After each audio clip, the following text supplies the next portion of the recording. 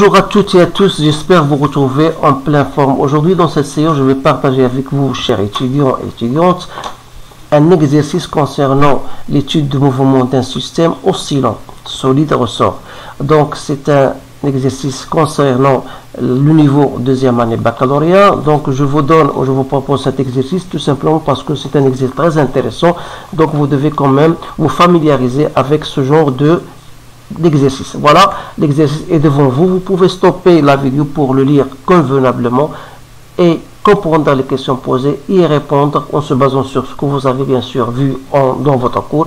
Et après, bien sûr, vous allez comparer vos réponses avec les miennes. Alors, pour ne pas perdre assez de temps pour le relire avec vous, donc je vous laisse le soin de le lire et je passe directement à la réponse de ces questions. Je vous rappelle que les frottements sont négligés et on vous donne la première question montre que l'énergie mécanique du pendule élastique est écrite sous cette forme. Alors quand même on a comprimé ce ressort de 5 cm et on l'a lâché sans vitesse initiale. Alors pour répondre à la première question qui concerne l'énergie mécanique, vous savez tout simplement que l'énergie mécanique c'est quoi? C'est l'énergie cinétique plus l'énergie potentielle de pesanteur, plus l'énergie potentielle élastique. Alors, l'énergie potentielle, d'après l'énoncé, puisqu'on vous demande, on a pris bien sûr comme état de référence de l'énergie potentielle le plan horizontal, ça veut dire que cette énergie qui dépend que de la hauteur égale à 0, il y aurait tout simplement l'énergie potentielle élastique que vous avez dans votre cours, c'est 1/2 qui s'exprime en fonction de l'élongation, donc c'est 1/2 kx au carré.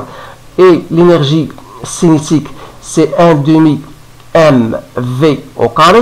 Et comme la vitesse, c'est dx sur dt, que je peux l'écrire x point, alors ça veut dire donc que l'énergie mécanique n'est autre que l'énergie cinétique qui est l'énergie potentielle, donc c'est 1/2 kx au carré plus 1/2 mv au carré, donc voilà x point au carré. Donc voilà votre énergie mécanique. Deuxième question, en exploitant la conservation de l'énergie mécanique, donc on va trouver l'équation différentielle. Alors vous savez que comme on a négligé donc les frottements sont négligés, alors ça veut dire il y aura conservation de l'énergie mécanique. Donc conservation de l'énergie mécanique, ça veut dire que delta EM égale à 0, ou bien c'est-à-dire que l'énergie mécanique, donc on l'a dit, elle est constante, ça veut dire que D de M par rapport au temps égale à 0.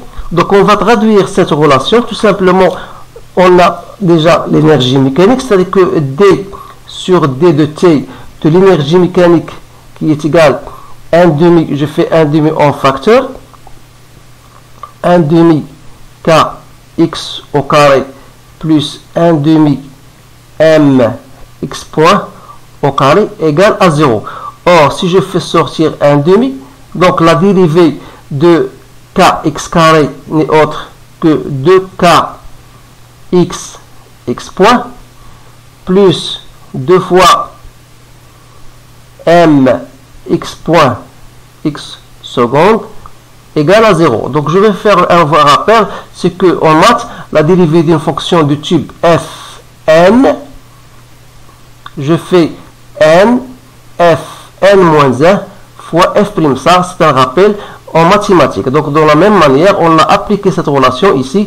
Donc puisque je peux simplifier par 2, donc on a x point en facteur de quoi? De kx plus mx seconde égale à 0. Comme x point, la vitesse est différente de 0, donc il me reste tout simplement x kx plus mx seconde égale à 0.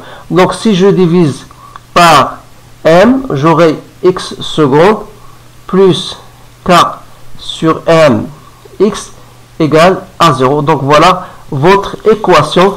Donc il s'agit bien la nature du mouvement. Donc c'est un mouvement sinusoïdal. Voilà, c'est un mouvement sinusoïdal. Donc on déduit la nature du mouvement et l'expression de la période en fonction de K et de M. Alors vous savez bien sûr que la période, donc c'est 2π sur oméga. Or d'après l'expression de l'équation différentielle, donc x carré plus k sur m x égale à 0, bien sûr toujours on donne à ce terme là c'est oméga au carré, c'est-à-dire c'est x seconde plus oméga au carré, x égale à 0. Donc c'est-à-dire que oméga n'est autre que racine de k sur m. Et par conséquent, t ou bien t0 si vous voulez. Donc t c'est quoi? C'est 2π sur oméga. Donc sera m sur k. Donc voilà la période. Maintenant je passe à la troisième question. La troisième question, on vous donne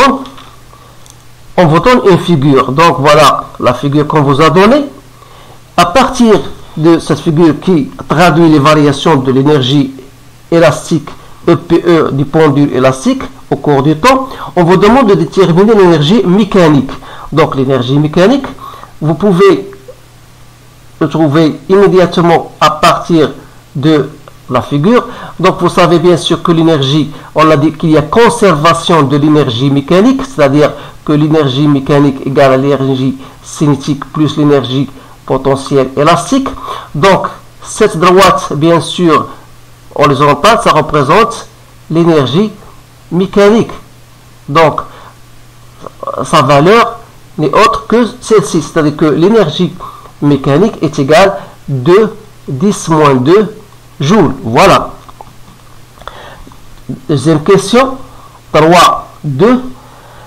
On déduire la valeur de la constante de raideur.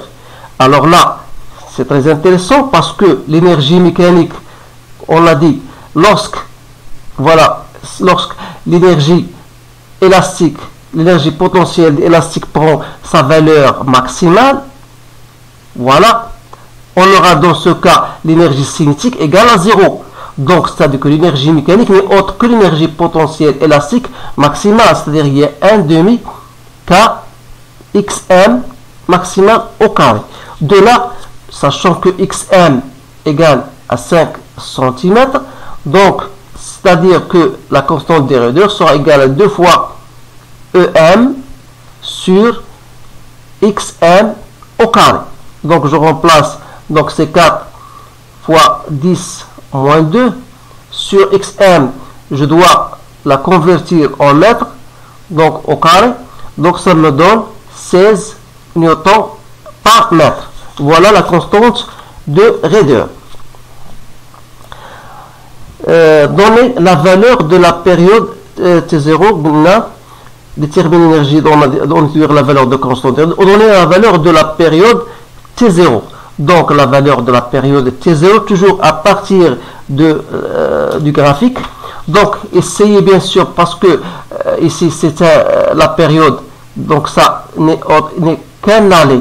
Donc vous savez que le ressort, bien il va faire un aller et un retour. Alors la plupart des étudiants confondent cela parce qu'en disant que la période c'est celle-ci. Alors c'est faux. Donc la période c'est 2 fois cette expression là. Donc on dit que la période c'est quoi? C'est 2 fois parce que ça nécessite un aller et un retour. Ça n'est qu'un aller. Alors le retour il faut multiplier par 2. Et alors faites attention à cela. Donc c'est 2 fois 0,4, donc c'est 0,8 secondes. Et par conséquent, je peux en déduire, donc, sachant que T0 n'est autre que 2π racine de m sur k, ça veut dire que T0 au carré, c'est 4π au carré, m sur k. Donc, de là, je peux en déduire m, donc c'est k T0 au carré sur 4 pi au carré. Donc c'est 16 fois 0,8 au carré que je divise par 4 fois 3,14 au carré. Donc je trouve 0,260 kg, soit disant donc 260 grammes. Voilà. Et il me reste seulement la dernière question, équation horaire. Donc on vous demande, voilà, montrer que x de t égale 5, 10 moins 2, cosinus de 5pi sur 2t plus pi. Alors pour montrer cela, donc on va partir des conditions initiales, c'est-à-dire on va d'abord noter que xm s'écrit xm cosinus de oméga 0 t plus phi comme solution de l'équation différentielle, et on va travailler avec les conditions initiales, c'est-à-dire à t égale à 0, on a x à t égale à 0, c'est xm cos de phi qui est égal à moins xm. Pourquoi? Parce qu'on a compressé le ressort, donc cela veut dire que cos de phi égale à moins 1, et par conséquent phi égale à pi, parce que cos de pi c'est moins 1. Donc il me reste tout simplement de remplacer.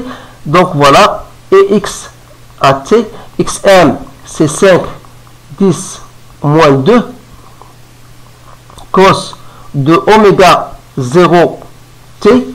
Donc n'oubliez pas, je vais le faire ici, parce que oméga 0 c'est quoi? C'est 2 pi sur t0. Donc c'est 2 pi sur t0. C'est quoi? C'est 8, c'est 0,8. Qui dit 0,8, donc c'est 8 sur 10. Donc ça devient 2 pi fois 10 sur 8. Donc c'est 20 pi sur 8. Donc si je fais, voilà, je divise par 4, ça me donne 5 pi sur 2. Donc j'aurai ici 5 pi sur 2 fois t plus phi, donc c'est pi. Voilà, on a bien répondu à cette dernière question. Donc c'est un exercice, comme je vous dis tout à l'heure, c'est un exercice très intéressant. Essayez de le refaire et le partager avec vos collègues pour que tout le monde puisse comprendre. Alors je vous remercie de votre attention, je vous souhaite une bonne chose et je vous dis à bientôt.